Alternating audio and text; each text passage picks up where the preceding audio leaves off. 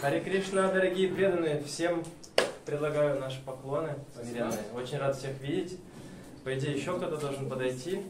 Просто вкратце расскажу, почему мы собрались, если кто-то не знает или всех деталей не знаете, не знает. На Рама-Навами было Брамотсава наших божеств, Нитай, Гора, Сундара. Горачандра, да, Давид? Да. Нитай, Горачандра. И мы вместе отмечали с другими преданными. Вот Парамананда Мадхава здесь тоже. Еще идут, у них тоже Горнитай, и у них тоже в этот же день Брамотсава, божеств, день установки божеств. И так как это было Рам-Навами, мы взяли шилограмму Раму с собой, у нас есть Рама.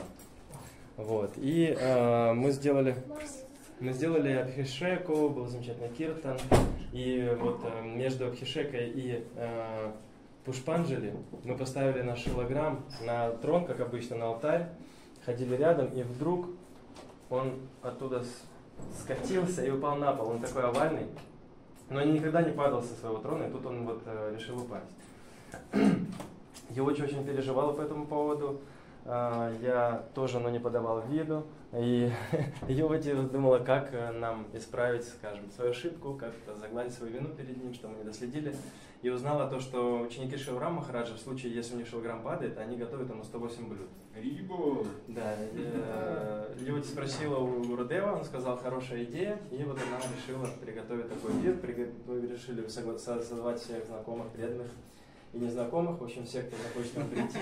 И попеть киртан. То есть просто, у нас программа себе простая, 108 блюд было заявлено, но, похоже, на данный момент я слышал то, что уже 149 блюд, 160 уже на данный момент. Они постоянно нарастают. Бедные вегетарианцы. 216.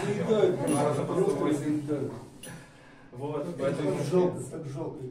Вот так. Добро пожаловать, всем спасибо, что пришли. Сейчас, пока Господь вкушает, мы подготовимся к вкушению тоже потом, если Он нам оставит что-нибудь из этих блюд. А потом будет киртан. Харе Кришна.